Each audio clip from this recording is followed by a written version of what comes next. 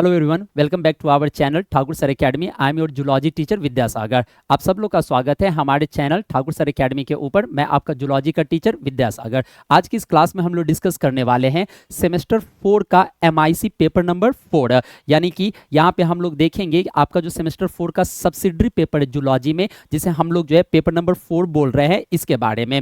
इसमें हम लोग यहाँ पे जो है इस पेपर का सिलेबस डिस्कस करेंगे और देखेंगे कि हम लोग को किन किन टॉपिक्स को जो है इस पेपर के अंदर क्या करना है, पढ़ना है। तो चलिए शुरू करते हैं। लेकिन इससे पहले मैं आपको एक इंपॉर्टेंट इंफॉर्मेशन दे देता हूं। हमारा ऐप है ठाकुर सर एकेडमी के नाम से, जिसका आइकन कुछ इस तरह का है। तो जब आप प्ले स्टोर में जाओगे तो वहां पे आपको जो है, जब आप ठाकुर सर एकेडमी टाइप करोगे तो आपको ये आइकन दिखेगा, जिसे आपको क्या करना है, डाउनलोड कर लेना है। इस ऐप का फीचर क्या है, तो अगर आप ग्रेजुएशन की तैयारी कर रहे हो तो ये ऐप आपके लिए क्या किया गया है, डिजाइन किया गया है। ऐसा कोई भी स्टूडेंट जो ग्रेजुएशन की तैयारी कर रहा है उसके लिए ये क्या है, ऐप है। यहाँ पे आपको ग्रेजुएशन से रिलेटेड सारे सब्जेक्ट्स के जो है आप पेपर मिल जाएंगे। लाइक अगर आप जूलॉजी से हो, बॉटनी से हो, फिजिक्स से हो, केमिस्ट्री से हो, या फिर आपका मैथमेटिक्स पेपर है, तो यहाँ पे आपको क्या होगा, हर एक पेपर का जो है कोर्स मिल जाएगा। वो आपका मेजर पेपर है या फिर आपका वो माइनर यानी कि सब्सिडरी पेपर है, सारे पेपर के यहाँ पे कोर्स क्या है, अवेलेबल है।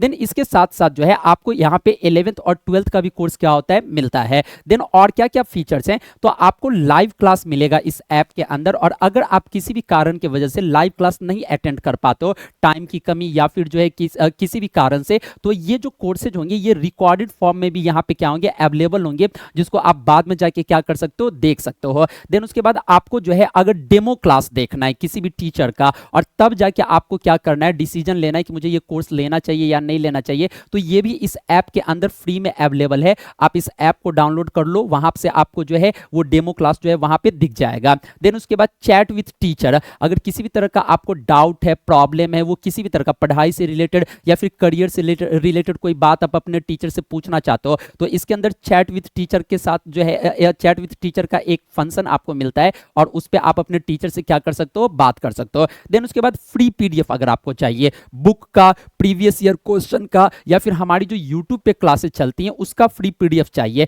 तो आपको ये सारी की सारी चीजें जो है इस ऐप के अंदर में जो है मिल जाएंगे। तो आप जाके प्ले स्टोर से हमारा ये app Thakur sir academy download कर लेंगे। ये क्या होगा, यहाँ पे आइकन आएगा। तो चलिए अब हम लोग शुरू करते हैं हमारा सेमेस्टर 4 का जो सब्सिडरी पेपर है उसका सिलेबस है। देखिए इसमें जो हम लोग को टॉपिक पढ़ना है वो क्या पढ़ना है, इकोलॉजी। सबसे पहले मैं आपको इकोलॉजी के बारे में बता देता हूँ। इकोलॉजी होता क्या है, इकोलॉजी दो वर्ड से मिलकर बना होता है। एक होता है इको, जिसका मतलब होता है इन्वायरमेंट, और दूसरा आपका सेकेंड वर्ड है वो है लॉजी। लॉजी का मतलब क्या होता है, स्टडी। तो आपने कभी देखा होगा कहीं पे लिखा रहता है कि ये जो प्रोडक्ट है इको फ्रेंडली है, या फिर इको फ्रेंडली वर्ड आपने सुना होगा। तो इको फ्रेंडली का मतलब क्या होता है, जो इन्वायरमेंटल फ्रेंडली है, इन्वायरमेंट को कोई जो है हार्म नहीं पहुंचाता है। तो इको मतलब होता है इन्वायरमेंट और लॉजी मतलब होता है स्टडी। तो इन्वायरमेंट की स्टडी को ही हम लोग क्या बोलते हैं, इकोलॉजी। तो study of environment is called क्या, इकोलॉजी। अगर मैं इसके इंपॉर्टेंस की बात बताऊं तो इसको जो है टोटल 3 क्रेडिट दिया गया है, जिसमें से 2 थ्योरी से है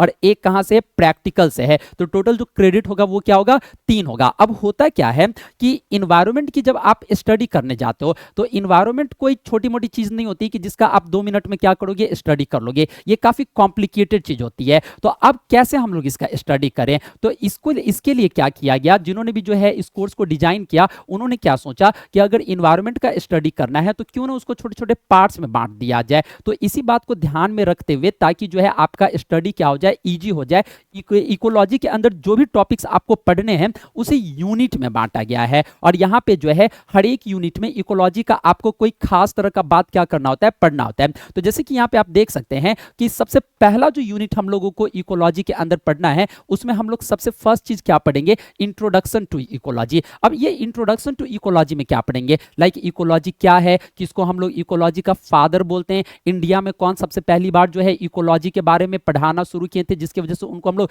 इंडियन फादर ऑफ इकोलॉजी बोलते हैं। तो इन तरह की चीजों को जो है हम लोग क्या करेंगे, पढ़ेंगे। देन इसके बाद हम लोग पढ़ेंगे यूनिट 1 के अंदर स्कोप ऑफ इकोलॉजी। अब ये स्कोप ऑफ इकोलॉजी क्या होता है, हम लोग का जो ये इन्वायरमेंट होता है, अगर आप ध्यान से देखोगे तो इसके 2 कंपोनेंट है, 2 चीजें यहाँ पे पाई जा रही है ये इन्वायरमेंट में। एक है बायोटिक और एक है एबायोटिक, जिसे हम लोग जीवित और निर्जीव भी बोलते हैं। जैसे कि मैं यहाँ पे हो गया, बैक्टीरिया हो गया, ये पेड़ पौधे हो गए, ये सब क्या है, इस इन्वायरमेंट के बायोटिक यानी कि जीवित कंपोनेंट है। और वहीं पे ये जो हवा है, पानी पानी है, मिट्टी है, धूप है, ये क्या है, तो ये इस इन्वायरमेंट का जो है क्या है, निर्जीव यानी कि एबायोटिक कंपोनेंट है। तो इसमें हम लोग पढ़ेंगे स्कोप ऑफ इकोलॉजी में कि इन्वायरमेंट बना कैसे हुआ है, इसके कितने कंपोनेंट्स होते हैं और कैसे वो दोनों एक दूसरे पे इंटरडिपेंडेंट है। जैसे कि हम लोग जानते हैं कि अगर हम लोग कोई भी काम करें, जैसे कि पॉल्यूशन हम लोग क्रिएट कर रहे हैं, तो उससे क्या हो रहा है, जो हवा है, मिट्टी है, पानी है, उसमें बदलाव आ रहा है और अल्टीमेटली वो असर घूम के वापस से हम ही लोगों पे पड़ रहा है। तो इसका मतलब हम दोनों लोग एक दूसरे से, हम दोनों जो है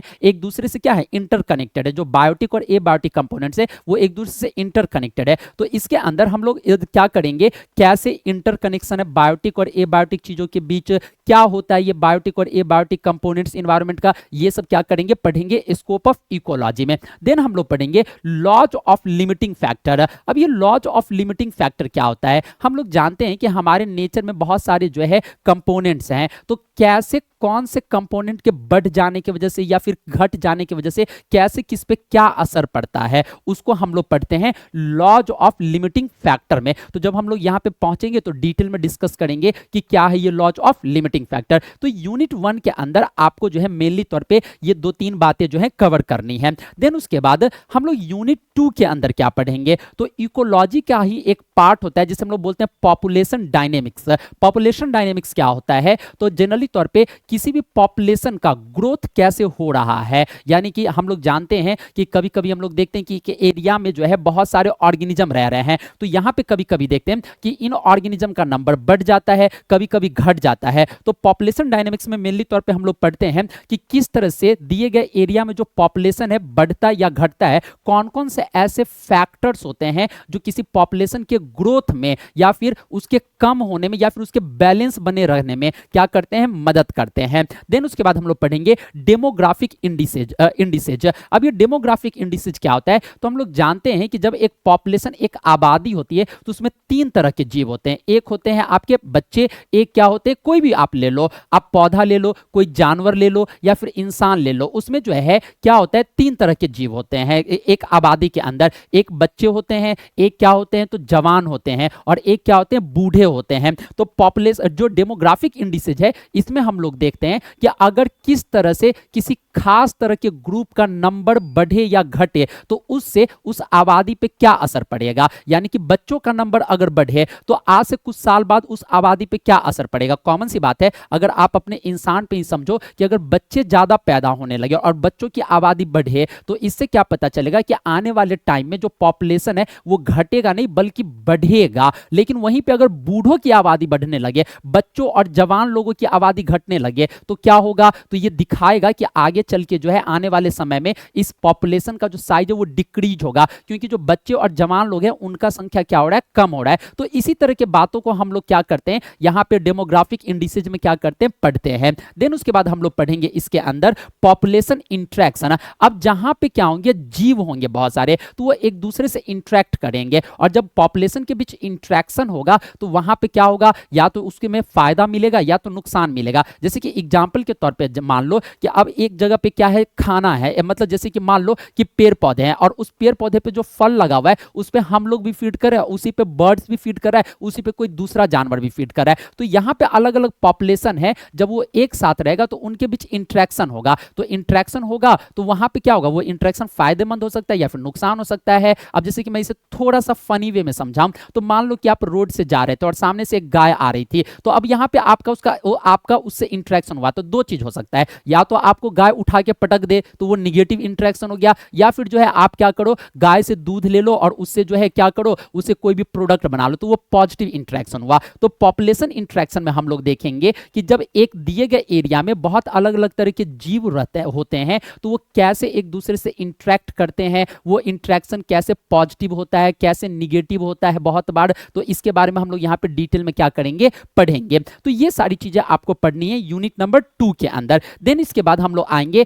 यूनिट नंबर 3 पे, जहां पे हम लोग को कम्युनिटी के बारे में पढ़ना है। अब ये कम्युनिटी क्या होता है, तो एक दिए गए एरिया में जो बहुत अलग अलग तरह के जो है ऑर्गेनिज्म रहते हैं उन सब को एक साथ हम लोग क्या बोलते हैं, कम्युनिटी यानी कि समाज बोलते हैं। जैसे कि एक 5 किलोमीटर का एरिया है तो वहां पे डॉग भी है, वहां पे कैट भी है, वहां पे हॉर्स भी है, वहां पे प्लांट्स भी हैं, वहां पे क्या है, इंसेक्ट्स भी हैं। तो ये एक दिए गए एरिया में जितने भी अलग अलग तरह के ऑर्गेनिज्म होते हैं उसी को हम लोग क्या बोलते हैं, कम्युनिटी बोलते हैं। तो इसमें हम लोग पढ़ेंगे biodiversity and study of diversity index, यानी कि यहां पे हम लोग पढ़ेंगे कि बायोडाइवर्सिटी क्या होता है। तो कम्युनिटी, अब कम्युनिटी को ही बायोडाइवर्सिटी एक तरह से आप बोल सकते हो। बायो मतलब क्या, लिविंग, और डाइवर्सिटी मतलब क्या, विभिन्नता। तो हमारी धरती पे या फिर दिए गए एरिया में अलग अलग तरह के जो जीवित प्राणी रह रहे हैं उसी को हम लोग क्या बोल रहे हैं, बायोडाइवर्सिटी, या फिर उसी को क्या बोल रहे हैं, कम्युनिटी। एंड देन उसके बाद डाइवर्सिटी इंडेक्स क्या होता है, तो ये एक तरह का मैथमेटिकल कैलकुलेशन होता है जिसके मदद से हम लोग समझने की कोशिश करते हैं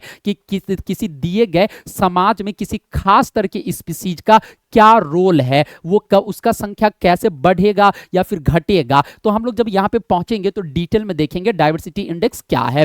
फिर उसके बाद हम लोग क्या पढ़ेंगे, इकोसिस्टम। अब इकोसिस्टम में हम लोग पढ़ेंगे टाइप्स ऑफ इकोसिस्टम। तो ये इकोसिस्टम क्या होता है, तो इको इन्वायरमेंट का जो डेफिनेशन है वही इकोसिस्टम का भी डेफिनेशन है। जैसे कि इन्वायरमेंट का क्या होता है, दो पार्ट होता है, लिविंग और नॉन लिविंग। उसी तरह से इकोसिस्टम का भी दो पार्ट होता है, क्या क्या, तो लिविंग और नॉन लिविंग। तो दिए गए एरिया में, यानी कि जैसे कि मान लो इतना दूर का ये एरिया है, यहाँ पे जो भी लिविंग और जो भी नॉन लिविंग चीज है ये दोनों एक साथ मिलके क्या बना रहा है, इन्वायरमेंट बोल लो या फिर इकोसिस्टम बना रहा है। क्या बना रहा है, इकोसिस्टम। तो हम लोग देखते हैं कि दो तरह का इकोसिस्टम होता है। जैसे कि कितने यहाँ पे टाइप्स ऑफ इकोसिस्टम, तो जब आप पढ़ेंगे तो वहां पे आपको देखने को मिलेगा कि दो तरह का इकोसिस्टम होता है। एक होता है आपका दो तीन तरह का इकोसिस्टम होता है। एक होता है आपका नैनो इकोसिस्टम, एक होता है माइक्रो इकोसिस्टम, एक होता है मेगा इकोसिस्टम। तो जब वहां पे पहुंचोगे तो आप डिटेल में पढ़ोगे। जैसे कि पानी का एक बूंद हो गया, तो क्या ये एक इकोसिस्टम है, तो इकोसिस्टम का तो डेफिनेशन होता है कि इसमें लिविंग और नॉन लिविंग दोनों होना चाहिए। तो आंसर है कि हाँ ये इकोसिस्टम है।